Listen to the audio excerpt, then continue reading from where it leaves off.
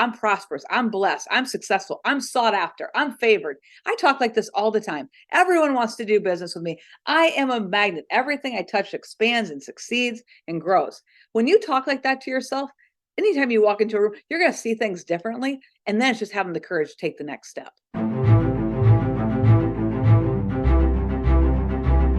Welcome to the Grant Wise Show. This podcast helps ordinary real estate agents build extraordinary companies. Let's grow in 3, 2. Hey, everybody, and welcome back to the Grant Wise Show. I am very excited about our guest today. I've got Amy Wienands, who is the founder and CEO of the Amy Wienands Real Estate Group. They have consistently been the #1 real estate team in the state, not the city, not the county, the state of Iowa. And Amy is a force. I absolutely love her to death. And I'm excited that you're going to get to hear some of her wisdom here today. So Amy, thank you so much for being on the show. I appreciate it. Thank you, Grant. I'm honored to be here. It'll be great.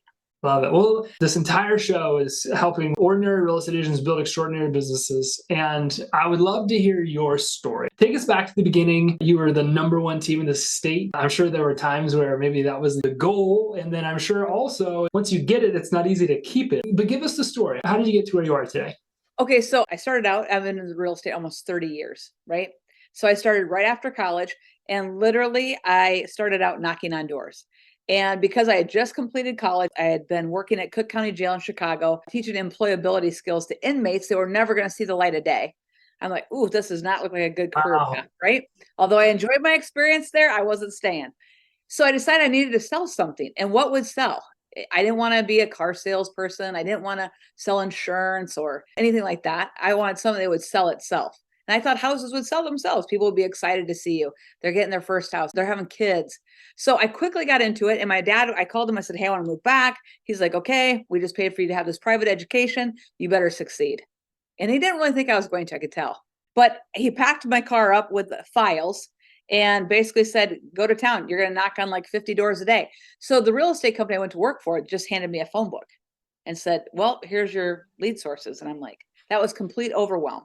And I've always been a person, you got to figure out where you're good at, right? I've always been a person that if I can get in front of you, I do so much better than on the phone. Some people are different than that, but that's always my game.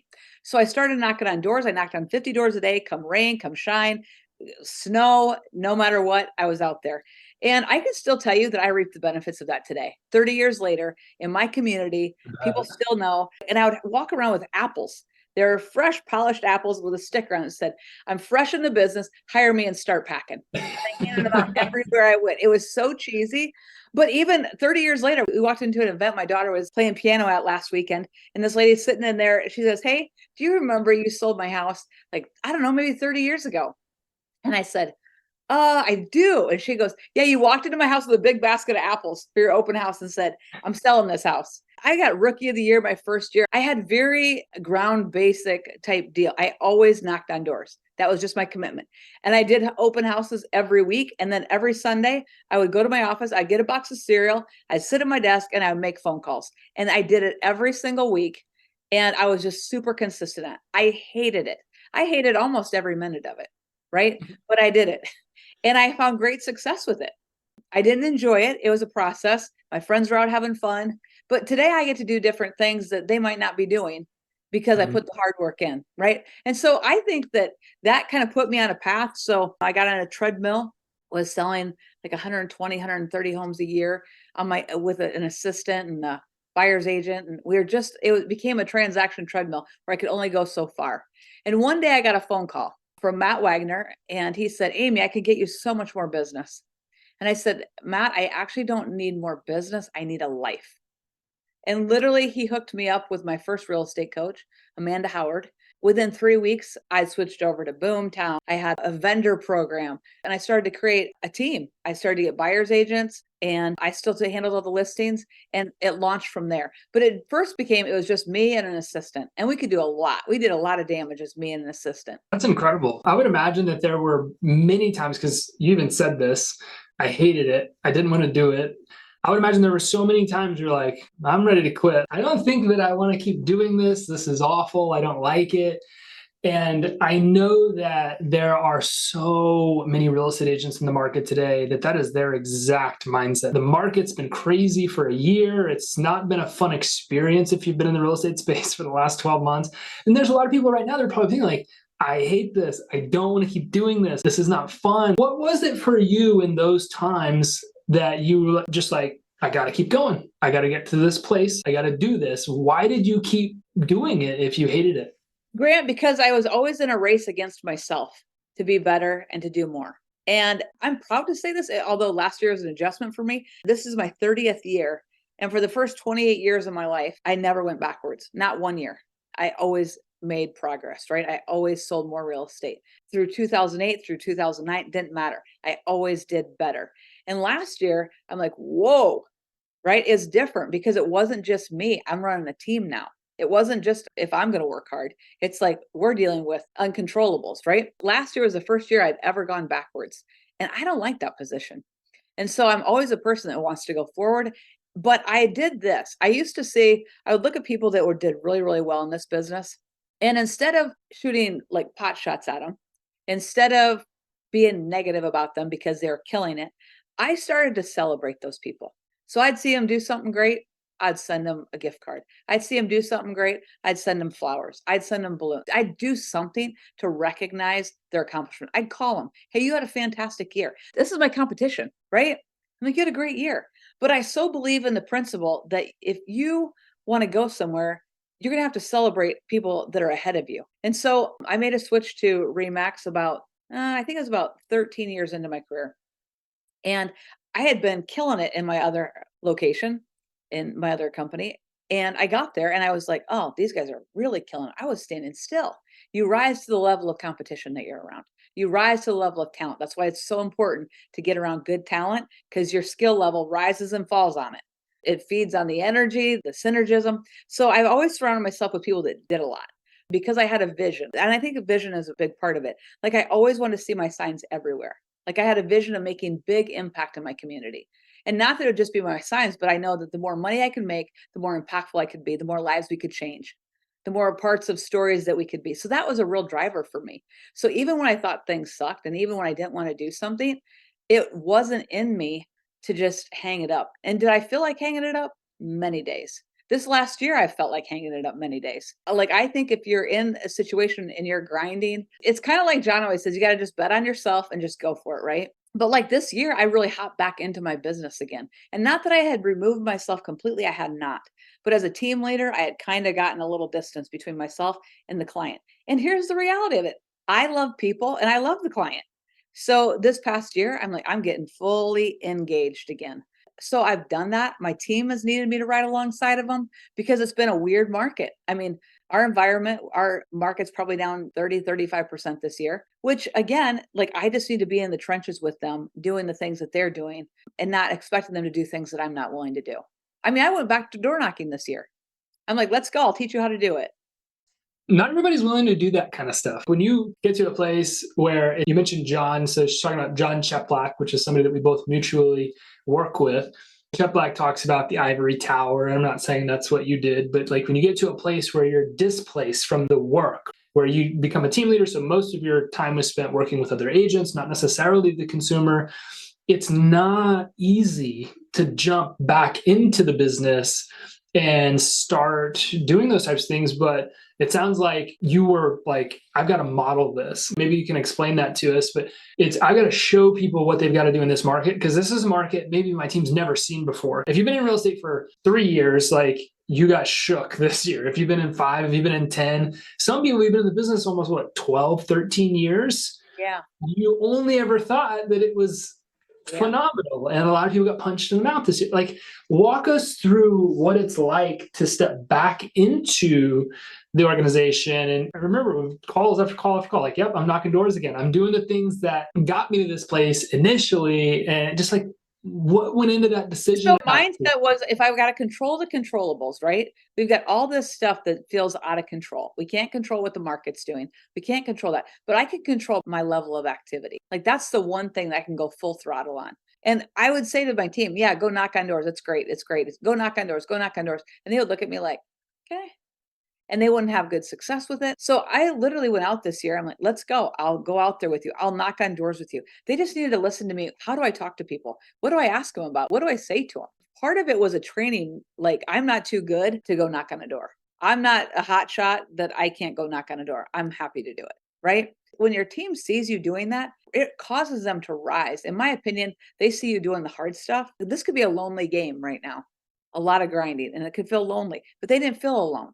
And so I can't stand up there and tell them to knock on a door, go knock on a door, go do this, and not do it myself. And so it's a lot easier knocking on doors 30 years later, because in my market, I've done a lot of transactions in this market. I have had a lot of contact with a lot of people. So a lot of people are like, what are you doing out here? Come into my home. I had fun with that. And that was a narrative I was happy to put on the street. I'm out knocking on doors. People can't believe it. Clients can't believe it.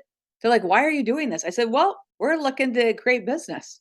People are still attracted to hunger. The classic example, if it was bad out, even like this summer, if it was rainy or if it was hot or if it's cold, those are the best times to go knock on a door, because it even shows even more like, hey, this is who I am. 1000%. One of the things that I found interesting too, because you said knocking on a door all these years later, it got a lot easier because you had more influence. But have you ever noticed that it's also easier to do something when you're teaching somebody else how to do it? I Yeah. notice agents won't go out on their own because there's fear and there's perception and there's rejection and there's all these things. But it's like the moment that they take themselves out of it and they start just trying to help somebody else, it's like all of a sudden it all melts away. It gets easier to make the calls. It gets easier to knock the doors. Did you notice that too? Right. 100%. To me, like when they see, oh, it's just that, and you start to see the lights turn on for them, like, oh, I could totally do that. The one thing that I think the mindset challenge of it is you can't go into it expecting that if you don't get instantaneous results that you failed and then you quit. Because door knocking is a long game. Prospecting is a long game. My first listings came door knocking. So I'm not saying it doesn't happen. We actually had a lot of listings come to us this year because of our door knocking campaigns. But if I just go out and I knock a neighborhood for a day, I don't see anybody, I talk to 5 people, I could feel like, well, was that worth my time? Or I could see I didn't see instantaneous results. Yet I know if I continue the habit of it and I continue to do it, it's going to produce for me. So again, going back to a Johnism, like if you get connected to the discipline and not the results, you just keep doing the discipline. I've just seen that over and over in my life. It works. I just had a team meeting today. I'm like, guys, this is a separation season right now. 100%. 95% of all realtors have quit working for the year. It is game on. And prospecting might look different this time of the year, but that contact sport, that human contact, it's a prime time to separate yourself. I'm doing the very same things that I'm telling them to do. I do. Amazing. I think that the mindset is just so critical. And I couldn't agree more with what you're saying. Right now, it's separation season, and it's very clear and evident. Every year, we get to this place where people just kind of check out for the rest of the year. But you are so right, especially after a year like this year. The people that are in the office every day, that are making the calls or knocking the doors or creating the content or doing the work are the people that start to reap the rewards, because everybody forgets real estate is cyclical. It's not like if I sell these earphones, like I get paid today. If you sell a house today, you don't get paid for 90 days, which means even if you start contracting clients this month, you're not getting paid on that. It's cyclical. It's the work you do today that you benefit from in the spring. And so many people make this mistake of checking out December and then wondering why they're dry in March. Like, why do I not have any business? This is springtime, and so everybody's get their money, they're getting their tax refunds. Like, I should have a plethora. It's like, well, you decided to call it in at the end of the year because you forgot that this industry is cyclical, and it's a huge mistake. I want to go back to something that you said when you were telling us your story. I didn't know this, and this is awesome that you did this, but it sounds like when you got the apples, so I'm fresh in the business. Well, like, what made you pick that? And then how important is it as an agent? And I think this is a lesson probably that applies to any business. You're an agent, your team leader, broker owner, to do something that might feel silly, but like you stand out. It doesn't have to be something that makes you feel silly, but how important is it to stand out in a market? I made massive waves with my apples. I took them everywhere.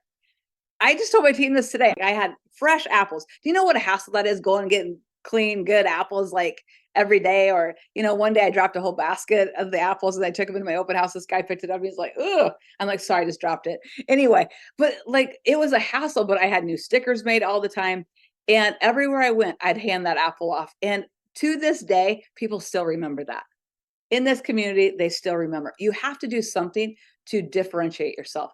Again, this is separation season. So I even told my team today, I'm like, guys, I'll never forget this. Back in the day, I decided to host an open house during a holiday weekend, right? It was just after Thanksgiving. I think it was like a past Sunday. And I decided to give a free turkey giveaway.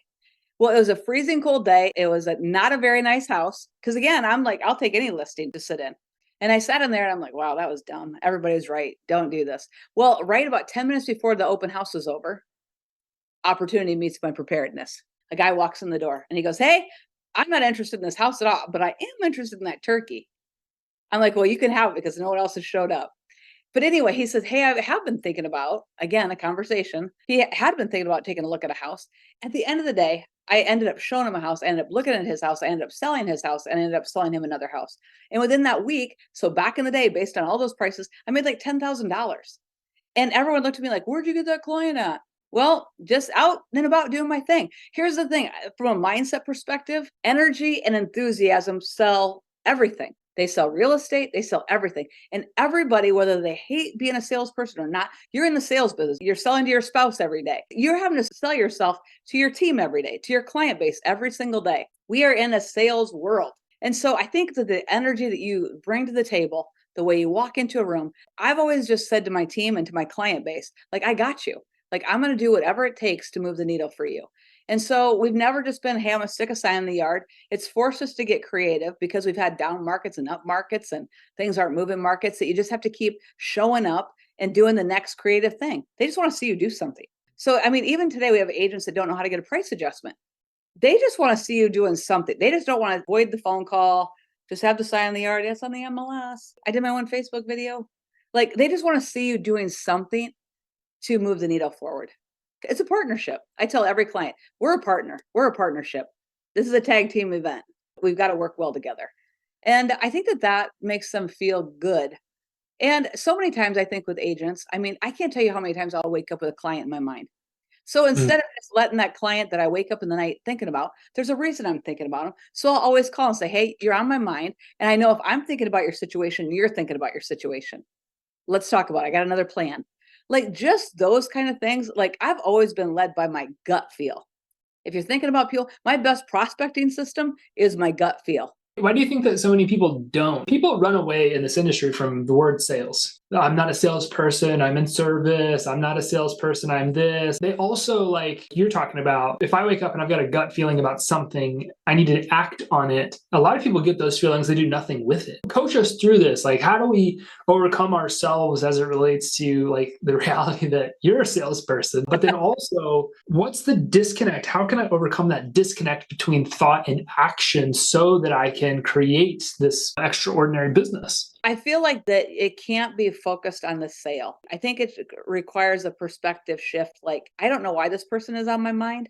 It might not be for anything. It might not be a big deal at all, but I'm going to reach out to them and I'm going to call them. So I feel like some people have things float across their mind, but once there's an awareness that that's not just a thought floating across your mind, there's something going on. Like, here's the thing, Grant, I'm a spiritual person. I'm a God person. I am led, and I know that. And when I get feelings, I follow the feelings. And when I fail, it's because I haven't followed the feelings, you know? 100%. So I tell my team all the time, if you're thinking about them, there's a reason you're thinking about them. I can't tell you how many times I've reached out to someone and said, man, you've just been on my mind. Are you doing all right? And they're like, I was just going to call you today. That's so crazy. If you're thinking about them, there's a reason. Follow it up. I love it. I think where I want to wrap our show up today, the topic is mindset. Like right now, the state of the market, and I think salespeople at all times, like if you're going to get up and go door knock every day, you've got to work the mindset muscle. Like you've got to build your fight or flight response. You've got to overcome yourself in a lot of cases because you're going to be rejected. You're going to be told no, you're going to be told this. But in a market like today, where it's a combat sport, you know, we're in separation season. Agents are trying to figure out, 100,000 agents have left the business in 2023 as of, I think, this moment.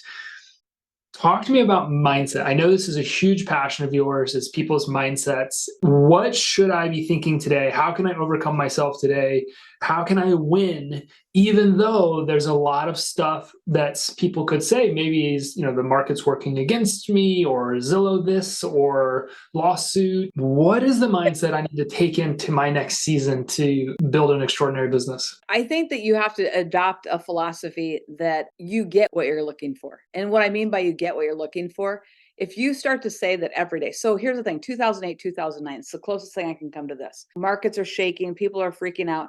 I literally went in and I became the positive attitude. And everywhere I went, I'm like, the market's great, the market's great, the market's great, the market's great. I absolutely crushed it in 2008 and 2009. And a lot of people got out. I mean, I crushed it. But I held to the attitude that I'm going to get what I'm looking for. If I think the market's great, I'm going to find opportunity. I mean, the real estate market is what it is, but life is happening always. People are getting divorced and dying and getting remarried and having kids. Like, life is constantly happening. Real estate transactions are always going to happen. I don't care what time of year it is, they're always going to happen. But if you go into it, like, I'm going out today, like, I'm crushing this day, there might not be as many listings, but all the listings are coming to me. Like, you get this kind of thing because when you start to talk like that, and I'm a big person about morning routine, I have to set my mind multiple times a day, but I set it hardcore in the mornings. Like, I reset myself because I don't wake up every day excited to sell real estate. I don't wake up every day excited to lead a team. I don't wake up every day like that. I start out, first of all, the fact that I woke up, I'm grateful. I start out with gratitude. I'm thankful I'm on this earth. I'm thankful I'm healthy. I'm thankful I have the opportunities I do. When you start with gratitude and then you work yourself up, I'm grateful for the opportunity to impact lives. I'm going to sell the heck out of this year. I told my team today, I don't really care what the market does. I am a broadcasting and receiving station. Thoughts are things. They're always trying to take on form. That thought energy is always trying to take on some form. You're going to get what you're looking for. This year, I'm like calling all the listings to me. Well, I really got focused on that. Like, they're all coming to me. Guess what? My listing inventory started to go up. Then I back off of that, it starts to go down. It's so much like what you focus on, what you obsess on, you start to see manifest all the time in your life. And it's been a principle of mine from the get go. Like, the market is great no matter what. We got you no matter what. We'll figure it out. We'll get creative. We'll do what we need to do. But I have got way too much on the line always to settle down and just say, it's okay. It's going to be a bad year, or it's going to be a tough year, or to give myself those excuses, because they're excuses at the end of the day. They really are. What do you say to people that are sitting there thinking like, but why? Why go do all of that if you don't like it, if there's days where you don't want to do it? Because I think we have a bit of a sensitive society, is a nice way to say that. And everybody's into their feelings. I'm big into mental health. I have therapists, I have mentors, I have coaches. And one of the things I love that my therapist says is we don't feel our way into acting. We act our way into feeling. Take control of your 100%.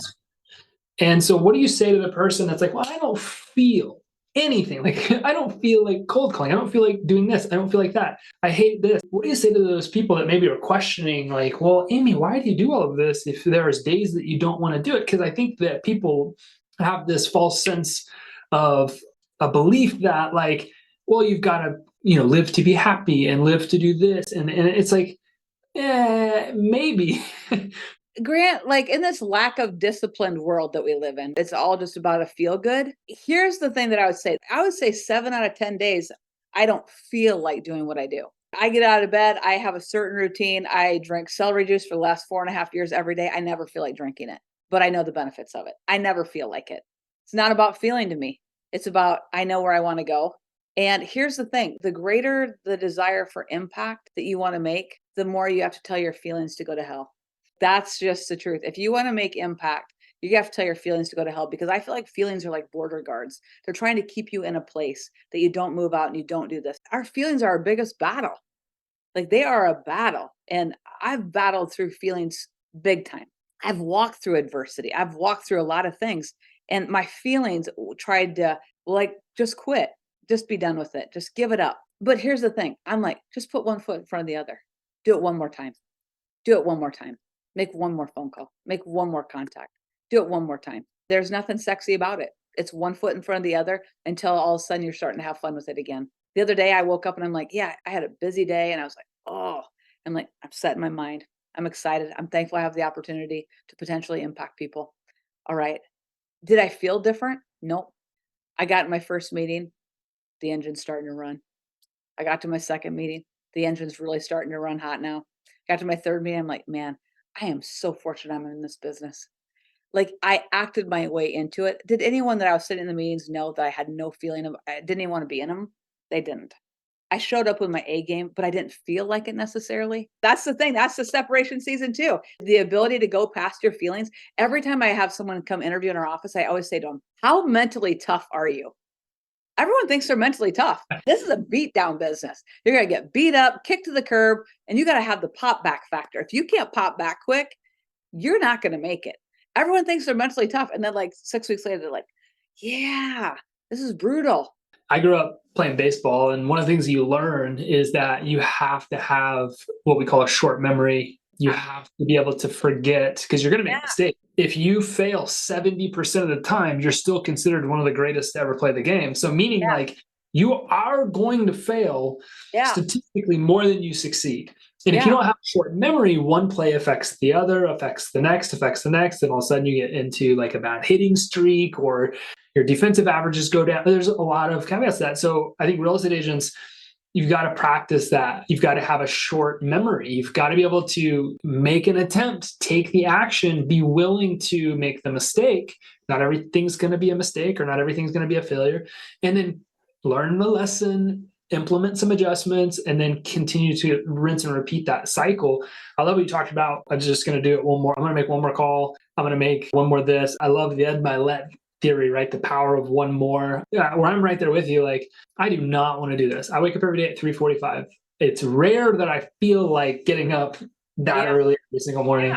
Go to the gym, and there's relationships, and there's businesses, and there's marketing, and I average 12 to 16 meetings a day. It's like I rarely feel like doing all of that. But if I just do one more, if I just one more meeting, one more coaching call, one more morning, one more walk, one more gym. I love the mindset because I think that if agents realize like you don't have to commit to the rest of your life, you just have to commit to doing this one thing right here, right now, one more time. And if you do that, you win. You win. Like that's the thing. I think you have to break it down so you don't get into overwhelm. If I can just win the hour and I can win the next hour, then I start to win the day and then I start to win the week. The one thing I would tell you when you're saying this, and I'll quickly wrap this up, failing is a habit and a pattern, just like winning is. And when you go through a season, like I would tell everyone, I've probably lost more listing opportunities than most people have ever had in their life. The one thing I'd always do is call back people. Why didn't you list with me? Like, what could I have done better? Like, I think that's a key. And people get vulnerable. They're like, I would never ask that, whatever. No, I'm like, what did I do? How could I have done better? So I asked the question. But number two, when I go and I've been in a season where I'm not feeling the best about what I've got going on. I'm depressed mode, whatever it is. And you're not in a winning mode. Like I go back and I literally rehearse all my victories before I go into my next appointment. I'm like, oh, I sold this and we did that and we did this and we did that. It's important to rehearse your victories because how you show up at your next appointment is how you show up. And again, losing and winning are both habits and they're both energies. So how you show up is how you show up. And to me, like I tell my agents all the time, let's just rehearse your victories. Where have you won at? Where has it felt good at? Go to that state of mind. Use that borrowed belief like, okay, I did this, I did this, I did this. It'll get your confidence back up. I think that's critical to success. I agree 100%. All right, we're going to wrap up the conversation, Amy. I got one more question. Based on our conversation here today, if somebody's listening to this, they're on fire, most likely, because this was, I think, a great conversation. But what's that one thing that they could take right now? What's the one decision? We talk, obviously, Chep all the time. I was on the phone with him a little while ago for my weekly call with him. And it's like, what's that one thing that you can change that changes everything? If somebody's listening to this, they're like, okay, what's the one thing that I can do, Amy, to go from ordinary to extraordinary? What is it? Again, I think it's that power of that just one more thing. But I think in the morning, I think you have to set your routine that you're going to see things. Like you're going to start to speak differently. You're abundantly blessed. You're prosperous. You speak of yourself. I think that's a big thing because when you start to say that I'm blessed, I'm successful, I'm this, like I am, the power of I am, when you start to walk in that, you start to see things differently and you see things that other people don't see. You see opportunities where other people see problems. When you speak like that, you're creative. I believe you're super creative as a human being. And you're like, I'm prosperous, I'm blessed, I'm successful, I'm sought after, I'm favored. I talk like this all the time. Everyone wants to do business with me. I am a magnet. Everything I touch expands and succeeds and grows. When you talk like that to yourself, anytime you walk into a room, you're going to see things differently. And then it's just having the courage to take the next step. So So I powerful. think talk to yourself. I think it's the biggest thing. And then when you run into an opportunity, take the step. I love it. Amy, thank you so much. This has been so impactful. And I know that anybody listening to this is going to feel more empowered to go out there and do something extraordinary. I think you are an extraordinary human being. And I'm so grateful that I've gotten to work so closely with you over the last year to get to know you better. And I think what you continue to do day in and day out, just being who you are, is such a blessing to me and to the people around you. And so thank you for being you. And thank you for coming on the show and adding value to everybody that listens. Thanks, Grant. I'm honored to be here. You're awesome. Thank you. Okay. If you've been listening to this, you know what to do. Make sure you're subscribed to the show. Make sure you go right now and leave a review. Connect with me socially. I will leave the ways that you can connect with Amy so you can reach out to her, engage with her. I know that she would love to continue the conversation. If you have questions, if you have comments, we'll link up all the ways that you can connect with her. I appreciate you all a ton, and I will see you on the next episode of The Grant Wise Show. See ya. Thanks for listening to this episode of The Grant Wise Show. Please don't forget to subscribe to this channel, leave us a review, and we'll see you on the next episode. Thanks.